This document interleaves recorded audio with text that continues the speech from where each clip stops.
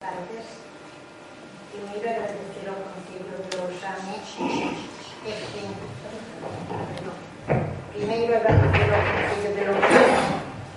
esta homenaxe, lóxicamente a unha persoa importante, sí. Pero penso que eu, polo menos persoalmente, vou enfocar como unha homenaxe aos fillos dos maestros de Vilacova. Para nós, os hermanos que estamos aquí, que non han podido venir por circunstancias familiares, todas estas honras e todas estas homenaxes van sempre dirixidas a eles. Dos maestros, porque a maior honra que temos é seremos fillos dos maestros de Vilacova. Dito isto, que hai moita xente que os coñeceron, que saben quen foron, e sabemos todos quen foron tamén.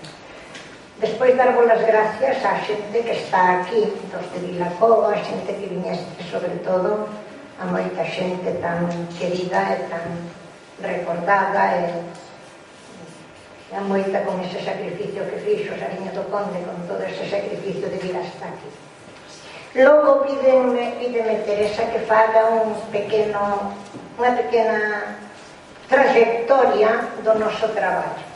Eu non son máis que unha maestra, filla de maestros, como a miña irmán Carmen, como a miña irmán Marisa, como foi miña irmán Pilucha, como foi miña irmán Maru. Non son máis que unha maestra, simple e llanamente.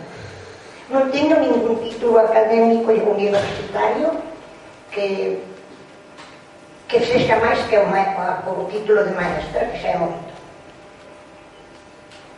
Eu empecé a traballar con meu hermano no ano 62. Antes estiveran primeiro Marisa e logo Carmen, con el un par de anos cada unha. O importante do traballo era sacar a flote ou sacar a luz ou que se souperan os documentos importantes que atesouraban as catedrais españolas e as hispanoamericanas, porque tamén estivemos, por exemplo, en Guatemala, onde é unha cousa moi importante, que se souperan as músicas que se escribiron somente para dar gloria a Dios, somente aquelas músicas que compuxeron todos os músicos das catedrais de España, era para dar gloria a Dios. Que se soupera iso e que se soupera logo tamén un pouco o que a Igrexa fixo pola cultura do mundial, non somente galega, sino española e interna, e mundial, de toda a Iglesia. Isto foi o primeiro objetivo.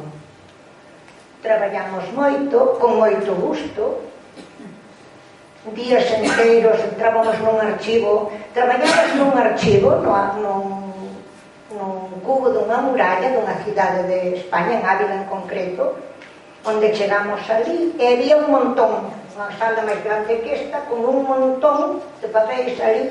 E o archiveiro dixo, bueno, pois aquí está. Eu levaba un mandilón da escola, que levaba a escola, e levaba un albornoz, unha especie de cousa que se vestía, e comemos moito polvo. Pero fixémolo con moito gusto, e fixémolo con moita entrega, fixémolo con moito agrado. Así fomos polas catedrais de España. Prácticamente queda alguna queda, sí, pero prácticamente en todas as catedrais de España podemos decir que entramos a facer algo. En todas. Queda alguna, repito, sobre todo as de Levante. En Levante non estivemos tanto. En Barcelona estivemos en Lérida, menos tempo. No ano 71, a Fundación Juan March convocou unhas becas de investigación, uns programas de investigación, nos presentámonos, os dous, díronnos beca de investigación, aquel programa de investigación, e fixemos o que entón era Castilla la Vieja. Logo fixamos León, Extremadura. En que consistía o traballo? O traballo consistía en coller un volumen daqueles grandes e ir lendo todo, neses libros das catedrais reflexaban os canónigos toda a vida da catedral, desde o que se tiña que comprar ata o que se gastaba céntimo a céntimo e todo.